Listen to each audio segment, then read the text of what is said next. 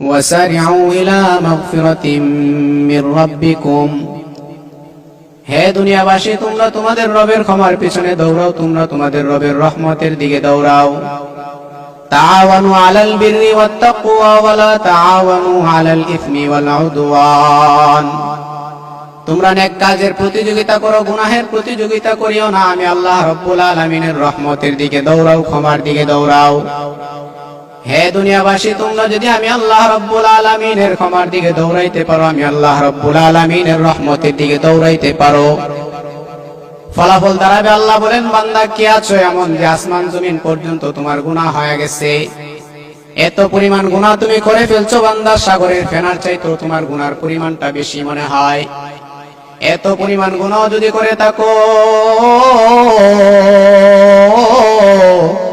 ওই বান্দাকে আল্লাহ রাব্বুল আলামিন উদ্দেশ্য করে বলেন, কুল ইয়া ইবাদিয়াল্লাযীনা আসরাফু আলা আনফুসিহিম লা তাকনাতু মির রাহমাতিল্লাহ, হে বান্দা তুমি যদি সাগরের ফেনার চাইতেও বেশি গুনাহ করে থাকো, আসমান জমিন মধ্যবর্তী জায়গা আটবে না এর চাইতেও বেশি বেশি যদি গুনাহ করে থাকো, এত পরিমাণ গুনাহ যদি তোমার হয়ে যায়, এরপর আমি আল্লাহ রাব্বুল আলামিনের রহমত থেকে নিরাশ হয়ে যায় না, বরং আমার রহমতের দিকে দৌড়াও।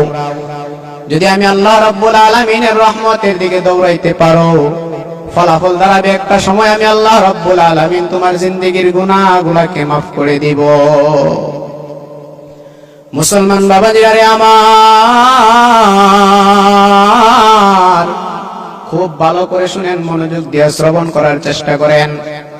জলিলুল কদর পয়গম্বর হযরত মুসা আলাইহিস সালাম একদিন আল্লাহ রাব্বুল আলামিনকে বলেন, আয় আল্লাহ,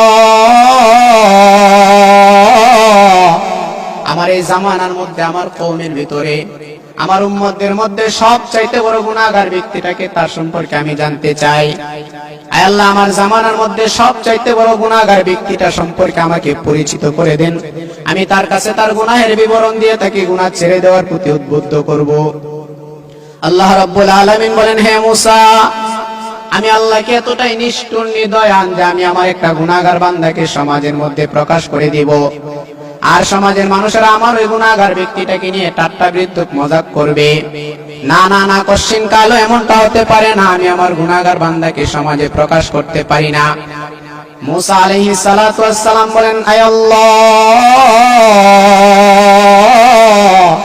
আমি শুধু আপনার ওই গুনাহগার বান্দাটাকে দেখবো, বাট তার সাথে আমার কোনো কথা হবে না। আল্লাহ বলেন, ঠিক আছে, যদি এই শর্তে রাজি থাকো, তার সাথে কোনো কথা বলবা না, শুধু দেখা সাক্ষাৎ করবা, তাহলে আগামীকাল সকালবেলা তোমার বাড়ির পাশে গিয়ে দাঁড়াইবা।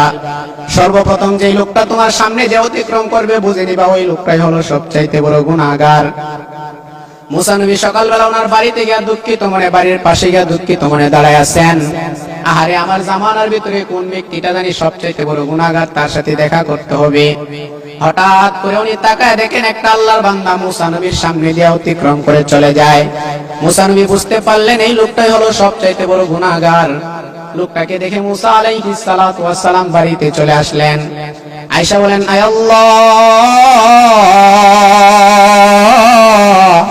সবচাইতে বড় গুনাহগার ব্যক্তিটাকে তো দেখাইলেন, এবার আমি আমার জামানার ভিতরে, আমার কওমের ভিতরে সবচাইতে বড় নেককার ব্যক্তিটা সম্পর্কে জানতে চাই, পরিচিতি জানতে চাই। আল্লাহ রাব্বুল আলামিন বলেন, নেককার ব্যক্তিদের পরিচিতি সমাজে তুলে ধরা, এটা তো আমি আল্লাহ তাআলাও চাই। ঠিক আছে, আগামীকাল বিকালবেলা তোমার বাড়ির পাশে গিয়ে দাঁড়াইবা। সর্বপ্রথম যেই লোকটা তোমার সামনে দিয়ে অতিক্রম করবে, বুঝে নিবা ওই লোকটাই হলো সবচাইতে বড় নেককার। মুসা নবী বিকালবেলা ওনার বাড়ির পাশে খুশি মনে দাঁড়ায় আছেন, ওনার জামানার সবচাইতে বড় নেককার ব্যক্তিটাকে দেখবেন বলে। হঠাৎ করে উনি তাকায় দেখেন সকালবেলা যে লোকটা সবচাইতে বড় গুনাহগারের সুরতে অতিক্রম করেছিল, বিকালবেলা ওই লোকটাই আবার সবচাইতে বড় নেককারের সুরতে অতিক্রম করে। বিষয়টা দেখে মুসা আলাইহিস সালাতু ওয়াস সালাম আশ্চর্য হয়ে গেলেন, আর আল্লাহ রাব্বুল আলামিনের কাছে দরখাস্ত করলেন, আয় আল্লাহ, যে লোকটাকে সকালবেলা দেখলাম সবচাইতে বড় গুনাহগার, বিকালবেলা ওই লোকটা সবচাইতে বড় নেককার হলো কেমনে? আল্লাহ রাব্বুল আলামিন বলেন, হে মুসা, তাহলে ভালো করে শুনো, আমার এই বান্দা যখন সকালবেলা এক জায়গায় যাচ্ছিল, কোন এক প্রেক্ষিতে প্রাসঙ্গিক কথাই তাকে জিজ্ঞেস করে করা হয়েছিল, এ আল্লাহর বান্দা, বলো তো আসমান জমিনের নিচে আল্লাহ তাআলার তৈরি আল্লাহ রাব্বুল আলামিনের যত সৃষ্টি আছে এর মধ্যে সবচাইতে বড় কোন জিনিস হতে পারে? বান্দা তখন ডাক দিয়ে বলেন, আমার জিন্দেগীর গুনাহ হলো সবচাইতে বড়, আমার জিন্দেগীর গুনার চাইতে বড় কোনো কিছু নাই, আমার জিন্দেগীর গুনাহ হলো সবচাইতে বড়। তাকে প্রশ্ন করা হলো, আসলে কি গুনার চাইতে কোনো কিছু বড় নাই? বলে, না না, আমার গুনার চাইতে বড় নাই, তবে শুনো, আমার গুনার চাইতে একটা জিনিস সবচাইতে বড় হতে পারে, সেটা হলো আমার রবের দয়া, আমার মালিকের রহমত সবচাইতে বড় হতে পারে। আমার গুনার চাইতে আমার মালিকের রহমত ছাড়া অন্য কোনো কিছু বড় হবে না। আমার মালিকের দয়া, আমার মালিকের রহমত সবচাইতে বড়।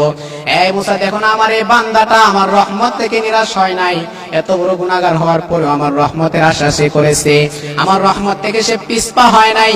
এজন্য আমি আল্লাহ রাব্বুল আলামিনের রহমতের যে সাগর আছে, রহমতের দরিয়া আছে, আমি আল্লাহ রাব্বুল আলামিনের রহমতের সাগরের মধ্যে জড়িয়ে জোশ উঠে গেছে। এই জন্য আমি আল্লাহ রাব্বুল আলামিন তাকে ক্ষমা না করে পারলাম না। আমি আল্লাহ রাব্বুল আলামিন তাকে ক্ষমা করে দিয়ে সবচাইতে বড় গুনাহগারের কাতা থেকে নামটা কাইটা, আমি আল্লাহ রাব্বুল আলামিন সবচাইতে বড় গুনাহগারের কাতা থেকে নামটা কাইটা সবচাইতে বড় নেককারের কাতায় নামটা উঠায় দিলাম। আল্লাহ কে जो हाल तेरे इश्क़ो के गर हूँ, अल्लाह के जो हाल तेरे इश्क़ो के गर हूँ, दाईमी रहमत के तेरे उस पे नजर हूँ, दाईमी रहमत के तेरे उस पे नजर हूँ। मादर दे जहाँ गैरे खुदा यार नदारे, मादर दे जहाँ गैरे खुदा यार नदारे, जुज़ियाद खुदा ही चे दिगर कारे नदारे, जुज़ियाद खुदा ही चे दिगर कारे नदारे। এজন্য আল্লাহ রাব্বুল আলামিন বলেন, বান্দা আমি আল্লাহ রাব্বুল আলামিনের ক্ষমার দিকে দৌড়াও, রহমতের পিছনে দৌড়াও। যদি আমি আল্লাহ রাব্বুল আলামিনের রহমতের দিকে দৌড়াইতে পারো, তাহলে আমি আল্লাহ রাব্বুল আলামিন একটা সময় তোমার জিন্দেগীর গুনাহগুলোকে মাফ করে দিব। জুড়ে বলবেন কি একবার সুবহানাল্লাহ।